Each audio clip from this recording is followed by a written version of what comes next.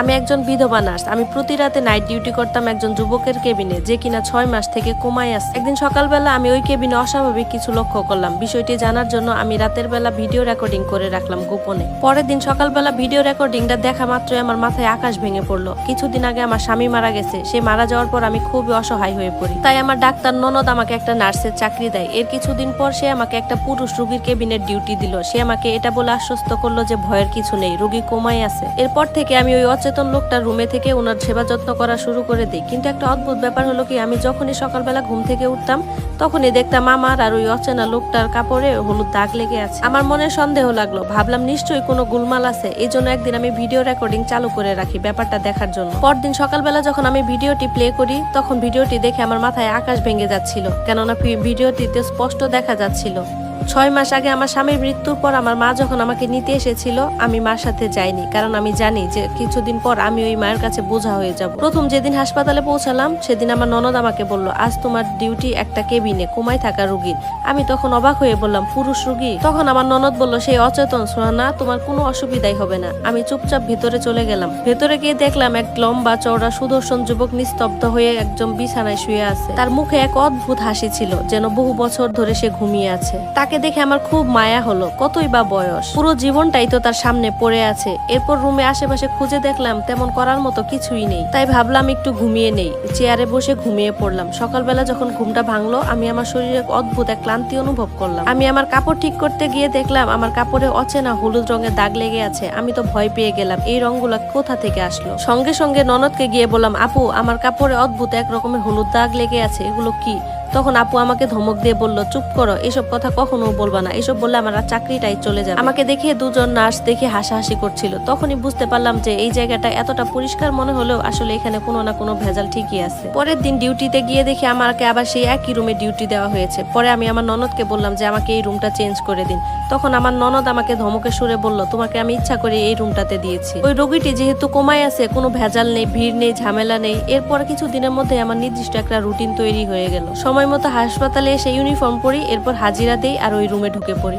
রুমে অল্প আলো রেখে দেই আর চারপাশে মেশিনে বিপ বিপ শব্দ। এদিকে রোগী চুপচাপ শুয়ে থাকতো, তার চোখের পাকা পাতা পর্যন্ত পড়তো না। একদিন রাতে এক অদ্ভুত ঘটনা ঘটলো। ঘর পরিষ্কার করতে গিয়ে দেখি ড্রয়ার খোলা। ড্রয়ারের ভিতরে একটা ডায়েরি আর একটা তেলের শিশি। ডায়েরিটা খুলে দেখলাম সবগুলো পাতায় ফাঁকা, কিন্তু শেষ পাতায় লেখা ছিল, নীরবতা সবকিছুই শুনে ফেলে। এরপর আমি প্রতিদিন রাতে সময় কাটানোর জন্য সাথে করে বই নিয়ে আসতাম। ভাবলাম এই বইটা ওই আদিত্য নামে রোগীটাকে পড়ে শোনাবো, কারণ আমি জানতাম যে কোমায় থাকা রোগীরা অন্তত শুনতে পায়। এরপর আমি প্রতিদিন ওর পাশে বসে বইটা পড়ে শোনাতে লাগলাম। আদিত্য যখন চোখ বুঝতো সাথে সাথে আমিও ঘুমিয়ে পড়তাম। ঘুম থেকে ওঠার পর প্রতিদিনের মতো সকালে একই ঘটনা দেখি যে আমার কাপড়ে হলুদের দাগ লেগে থাকতো। প্রতিদিন কাপড়ে এই হলুদ দাগ লাগার ব্যাপারটা আমার কাছে খুব রহস্যজনক মনে হলো। এর কিছুক্ষণ পর সীমা নামের একটা নার্স এসে আমাকে বলল যে কোমায় থাকা যে রোগীটা আছে সে নাকি 5 মাস থেকে এখানে আছে। তার বাড়ির কোনো আত্মীয় স্বজন তাকে এখন পর্যন্ত দেখতে আসেনি। আমি অবাক হয়ে ভাবলাম, কোটি টাকার মালিক এই যুবক, অথচ তাকে কেউ দেখতে আসে না। এরপরের দিন রাতে আমি তার দিকে গভীরভাবে তাকিয়ে রইলাম। হঠাৎ তার নখের দিকে তাকিয়ে আমি আশ্চর্য হয়ে গেলাম। দেখলাম তার দাড়ি আর নখ খুব সুন্দরভাবে কাটা।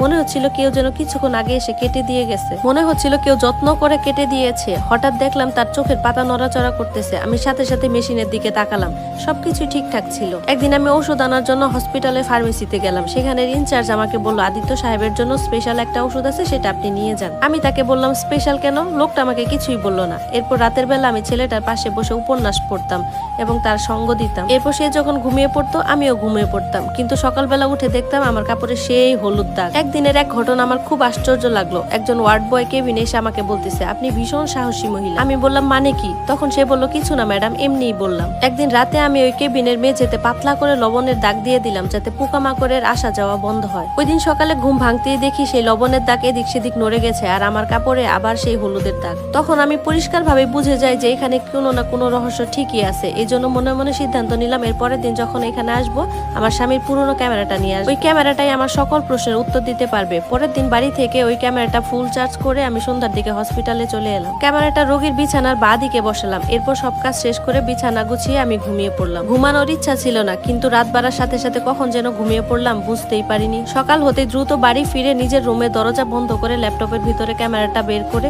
ভিডিও ছাড়লাম। নিজের মনকে শক্ত করে বললাম, যেটা আমি দেখতে চাচ্ছি হয়তোবা সহ্যের বাইরে হবে। ভিডিওর শুরুটা ছিল একদম স্বাভাবিক। আমি প্রথমে বই পড়তেছিলাম, এরপর চাদরটা টেনে শুয়ে পড়লাম। সময় এগিয়ে যাচ্ছিল, কিন্তু এরপর এমন এক মুহূর্ত আসলো যেটা দেখে আমার দম বন্ধ হয়ে যাচ্ছিল। কেননা আমার সেই রোগী আদিত্য রায়চৌধুরী ধীরে ধীরে তার বিছানা থেকে উঠে দাঁড়ালেন। প্রথমে দেখলাম বিছানায় বসে বসে তার গলায় এদিক সেদিক নাড়ালো, এরপর দেখি ধীরে ধীরে রুমের ভিতর হাঁটাহাঁটি শুরু করলো। এরপর ধীরে ধীরে সে আমার দিকে এলো, এসে আমার মুখের দিকে অবাক করে তাকিয়ে রইল। এরপর আমার গায়ের উপর থেকে চাদরটা সরিয়ে আমার মাথায় আলতো করে হাত বুলাতে লাগলো। মনে হচ্ছিল সে যেন আমার কতই না আপন। এর কিছুক্ষণ পর সে তার পকেট থেকে কিছু একটা বের করে আমার নাকের সামনে কিছুক্ষণ ধরে রাখলো। এরপর ড্রয়ার খুলে তেলে শিশিটা বের করে আমার হাতে পায়ে ধীরে ধীরে মালিশ করতে লাগলো। তখন ভাবলাম এই মালিশ করার জন্যই হয়তোবা আমার কাপড়ে হলুদের দাগ লেগে থাকতো। এরপর দেখি সে চুপচাপ তার বেডে শুয়ে পড়লো। আমি তো কাঁপতে কাঁপতে ভিডিওটা স্টপ করে দিলাম। ভাবলাম মানুষটা কমাই নেই, তারপরও কেন এই নাটক করতেছে। সন্ধ্যায় আমি তখন হসপিটালে গেলাম, গিয়ে আমার ননদকে সব ঘটনা খুলে বললাম। কিন্তু আমার ননদ আমার এইসব দেখে বলতেছে, তুমি এসব AI দিয়ে বানাইছো, এগুলো কাউকে বইলো না তুমি, তাহলে কিন্তু তোমার চাকরিও থাকবে না, আমার চাকরিও থাকবে না। তিনি আমাকে রেগে মেগে বললেন, তুমি এখন এখান থেকে বের হয়ে যাও, আর এসব কথা কাউকেই বলবা না। আমি যখন তার রুম থেকে বেরিয়ে যাচ্ছিলাম, এক ওয়ার্ড বয় আমাকে নিয়ে ক্যান্টিনে বসালো। সে বসিয়ে আমাকে ওই আদিত্যর কথা বলতে লাগলো। সে আমাকে যা বললো সেটা শুনে তো আমি মুখের ভাষা হারিয়ে ফেলেছিলাম। সে বলল এই আদিত্যকে নাকি কয়েক মাস আগে বিষ প্রয়োগ করা হয়েছিল। অবস্থা ভীষণ খারাপ ছিল, কিন্তু তারপরও সে বেঁচে যায়। তার পরিবারের লোকজন বলেছিল সে নাকি আত্মহত্যা করার চেষ্টা করেছে, কিন্তু আমি তার শরীরে অনেকগুলো আঘাতের চিহ্ন পেয়েছি। আশ্চর্যের বিষয় হলো সে যখন সুস্থ হয়েছিল সে নিজেই বলছিল যে তার পরিবারের লোকজন নাকি তাকে মেরে ফেলতে চায়। আমি তখন ওই ওয়ার্ড বয়কে বললাম, তাহলে এসব কিছু লুকানো হলো কেন? তখন সে বলল, আদিত্য নাকি নিজেই বলেছিল যে সে যে বেঁচে আছে এই কথাটা যেন বাহিরে না কেউ জানে। সে এই হসপিটালে থেকে গোপন মাধ্যমে নাকি তার প্রমাণ জোগাড় করতেছে। আসল অপরাধী ধরা না পর্যন্ত সে নাকি এভাবেই থাকবে। ওয়ার্ড বয়ের কথা শুনে আমি আমার কেবিনে চলে গেলাম, গিয়ে রুমের দরজাটা লাগিয়ে আদিত্যর দিকে তাকিয়ে রইলাম। তাকে বললাম, এসব নাটক বন্ধ করো, আমি সব জেনে গেছি। সে কিছুক্ষণ পর চোখ খুলে আমাকে বলল, তুমিও সব জেনে গেছো? তাহলে শোনো, আমার সৎ মা আমাকে মেরে ফেলার জন্য বিষ দিয়েছিল। আমার যত সম্পত্তি আছে সে এগুলো নিতে চায়, ভোগ করতে চায়। আদিত্য তার জীবনের সকল ঘটনা আমাকে খুলে বলল। তার কিছুদিন পর সকল প্রমাণ যখন জোগাড় হলো, তখন আদিত্যের সৎ মা আর তার মামাকে পুলিশ গ্রেপ্তার করে নিয়ে যায়। ধন্যবাদ সবাইকে। গল্পটি কেমন লাগলো অবশ্যই কমেন্ট করে জানাবেন।